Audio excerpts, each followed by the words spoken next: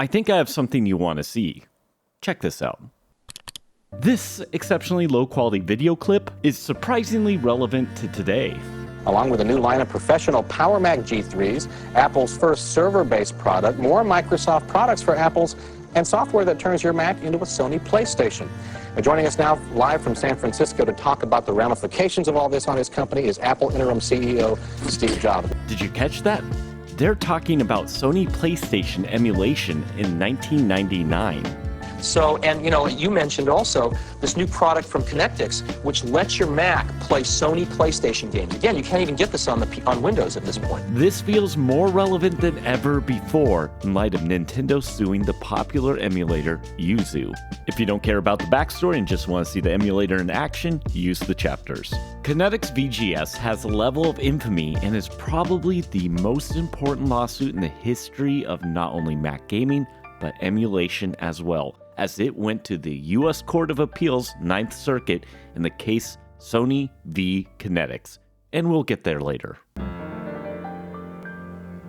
First, a bit of history. Connectix VGS was created by Giles, an early member of the MAME project. Aaron is pretty much a certified genius when it comes to emulation. He was originally hired to work on Connectix Virtual PC, a Windows emulator, and as someone who actually owned it back in 1998, I can tell you it was both very impressive and somewhat disappointing. Aaron's interest in gaming meant he was aware of the budding PlayStation emulation scene that was starting to be developed in the late 1990s. Aaron sensed the opportunity because he knew that the PlayStation games could be read by standard CD-ROMs, so he pitched the idea of a PlayStation emulator to the management. Soon, his ultra-talented co-worker Eric Trott, original author of Virtual PC, joined Aaron on his side project. After some time, they had a prototype that had serious promise. Connectix was feeling pretty bold, so they approached Sony of America to partner with them to use the BIOS. Sony, in their infinite wisdom, responded by sending a cease and desist. Connectix was unperturbed and continued development, and they decided they could just reverse engineer Sony's BIOS instead. Reverse engineering BIOS has a bit of a storied history in computing, as several companies like Compaq and Columbia Data Products reverse engineered IBM's BIOS, creating the IBM-compatible PC marketplace, although in clean room conditions. CVGS was such a killer app it caught the attention of Apple and Steve Jobs, and it ended up in the Macworld Expo.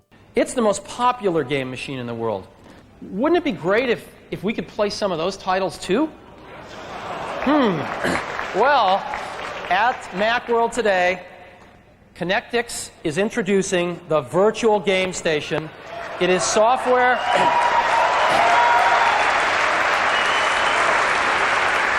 It is software that they're going to sell for $49 that turns your Mac into a Sony PlayStation. It plays a few hundred. It plays a few hundred of the Sony PlayStation games today.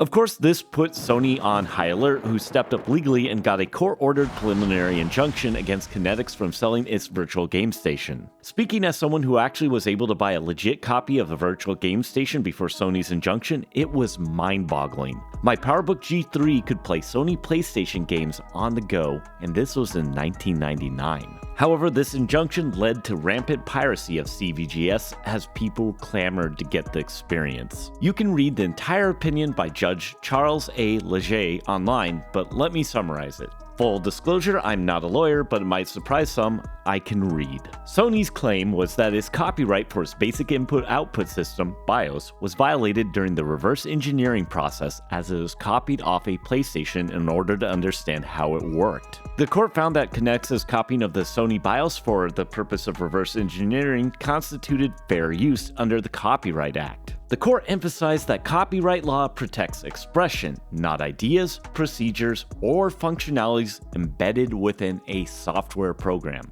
Connectix's intermediate copying of the Sony BIOS therefore did not infringe on Sony's copyright, especially since the final product did not contain any of Sony's copyrighted material. Additionally, the court also addressed Sony's claim that Connectix VGS tarnished the PlayStation trademark. The court found insufficient evidence to support the claim that the quality difference between games played on VGS and the PlayStation console negatively impacted the PlayStation trademark. Consequently, the court reversed the district court's grant of a preliminary injunction against Connectix and remanded the case, concluding that Connectix's actions were protected under the fair use doctrine and did not constitute trademark tarnishment. Sony tried again to take it to the Supreme Court, which decided not to hear the case. This decision has been the presiding precedent for the legality of emulation since. Sony in March of 2001 purchased Virtual Game Station from Connectix, where it became one of the most beloved applications on macOS or Windows, and releasing countless improvements. Wait, that's not right. Oh, here it is. They promptly shelved it, and it never saw the light of day again.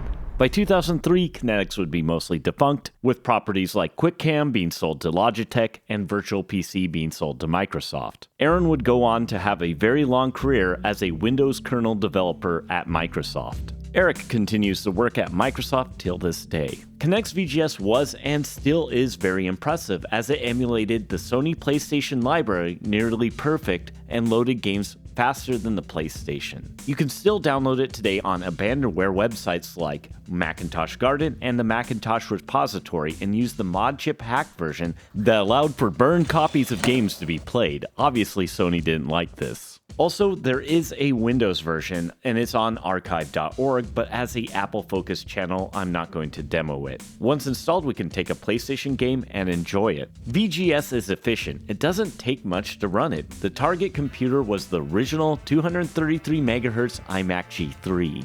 Modern PlayStation emulation can be achieved multiple ways under macOS and Windows. The easiest way under macOS is to use OpenEmu. Go to the OpenEmu website, click download, and then after installing it, you'll need to right-click it for the first run and click open to whitelist the application. Once you've launched the app and given it proper permissions and configured your controller in the preferences, you will need to go to the preferences in the cores and install the PlayStation Core.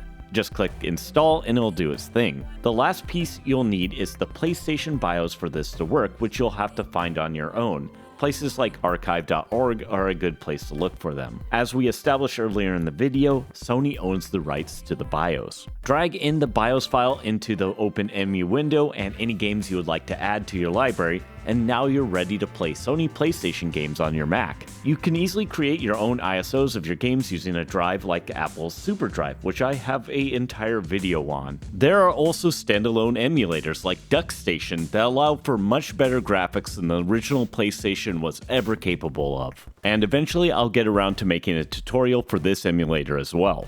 I should mention before closing that VGS was not the only commercial PlayStation emulator, as Bleem was an emulator that sort of existed. If you're interested in full-fledged emulation tutorials, I have ones for the PlayStation 2, PlayStation 3, or Xbox. If you would like to know more about the history of Connectix VGS, I suggest checking out Aaron Giles' blog. Other sources for making this video are linked in the description. Also, a quick thank you to Quinn's Tech Corner for taking a photo of a keyboard for this video. You can find links to his channel in the description as well. Also, I would like to thank my Patreon members for helping me lose a little less money on my hobby.